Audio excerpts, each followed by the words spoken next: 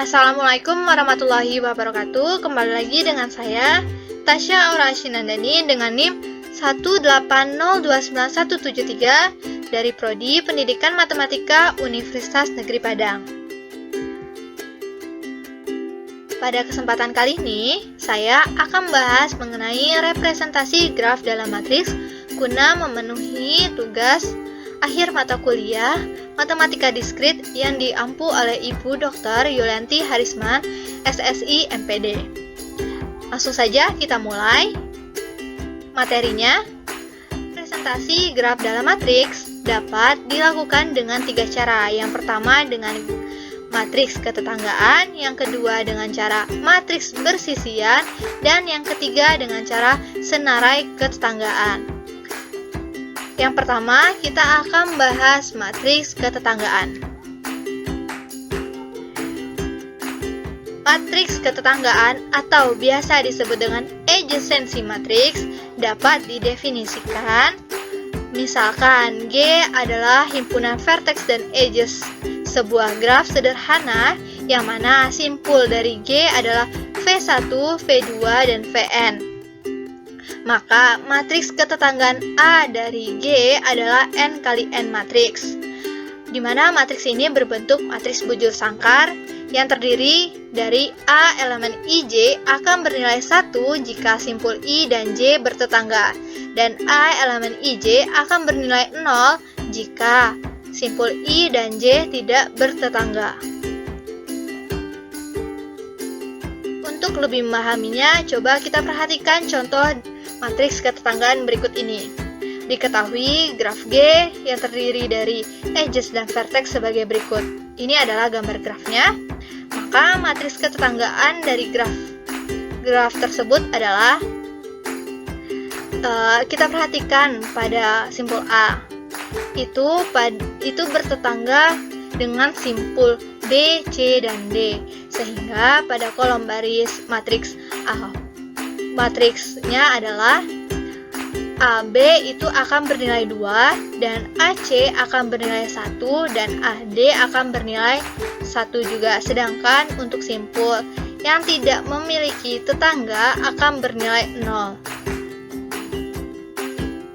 Teorema 1 yang berbunyi, jika G yang terdiri dari vertex dan edges adalah graf sederhana yang berorder n, maka ketetanggaan dari G adalah matriks 01, dan A elemen IJ akan bernilai 0 untuk setiap I sama dengan 1, 2, hingga N.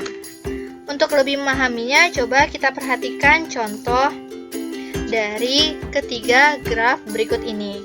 Pada graf yang pertama, dapat dilihat pada simpul 1 itu bertetangga dengan 2 dan 3, sehingga pada kolom baris 1, 2, dan 1, 3 itu akan bernilai 1, dan untuk simpul yang tidak memiliki tetangga itu akan bernilai 0. Contohnya pada baris dan kolom 1, 1, dan 1, 4 itu bernilai 0. Selanjutnya pada graf yang kedua. Untuk graf yang kedua ini coba kita perhatikan simpul yang kelima. Pada simpul kelima dapat dilihat bahwa simpul ini tidak memiliki tetangga. Artinya, setiap kolom dan baris dari simpul 5 ini akan bernilai 0. Selanjutnya, kita perhatikan simpul yang ketiga. Simpul yang ketiga ini adalah simpul ganda berarah. Artinya, nilai pada setiap simpul matriks itu berbeda dan tergantung dari arah simpulnya. Misalnya, pada simpul 1 memiliki arah keluar menuju simpul 2, sehingga pada kolom baris 1, 2 itu bernilai 1. Dan untuk simpul 2 memiliki arah menuju simpul 1, arah keluar menuju simpul 1, sehingga pada kolom baris 21 juga bernilai 1. Sedangkan untuk simpul yang tidak memiliki tetangga pada arahnya itu akan bernilai 0. Teorema yang kedua. Jika G yang terdiri dari vertex dan edges adalah graf, maka ketetanggaan A dari G adalah simetris. Kita dapat membuktikannya dengan misalkan VI dan VJ adalah anggota dari V. Jika VI dan VJ tidak bertetangga, maka A elemen I dan J sama dengan 0, dan A elemen J dan I juga bernilai 0. Namun, jika VI dan VJ bertetangga, maka A elemen IJ dan A elemen JI adalah keterhubungan antara VI dan VJ, sehingga di sini dapat dilihat bahwa AIJ sama dengan AJI. Nah, ini adalah contoh dari matriks ketetanggaan menggunakan teorema yang kedua. Ini adalah matriks ketetanggaannya, dan gambar yang kedua ini adalah graf dari matriks ketetanggaan tersebut. Selanjutnya kita masuk ke dalam matriks bersisian atau insidensi matriks. Ini adalah cara kedua dari representasi graf dalam matriks.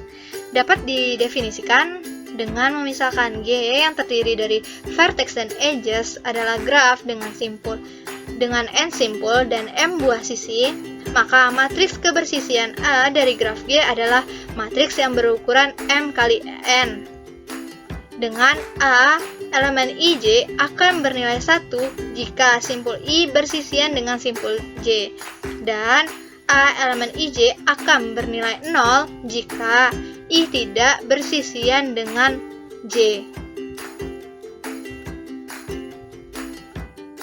Selanjutnya kita masuk ke dalam contoh matriks bersisian.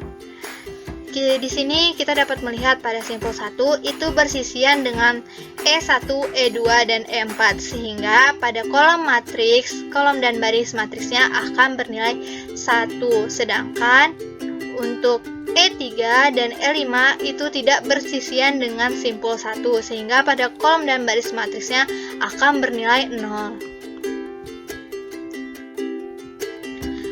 Matriks bersisian dapat digunakan untuk merepresentasikan graf yang mengandung sisi ganda atau sisi gelang. Derajat tiap simpul I dapat dihitung dengan menghitung jumlah seluruh elemen pada baris I, kecuali pada graf yang mengandung gelang.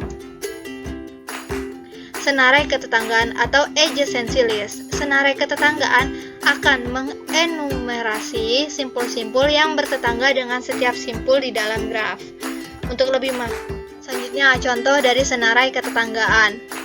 Pada graf A, kita dapat lihat simpul 1 senarai ketetanggaannya adalah 2 dan 3, sedangkan untuk simpul 2 senarai ketetanggaannya adalah 1, 3, dan 4. Lalu kita pindah pada graf yang B. Graf yang B ini, simpul 1 senarai ketetanggaannya adalah 2 dan 3, sedangkan untuk simpul 5 senarai ketetanggaannya itu tidak ada atau kosong karena pada simpul 5 ini tidak memiliki ketetanggaan. Lalu kita pindah pada graf yang ketiga.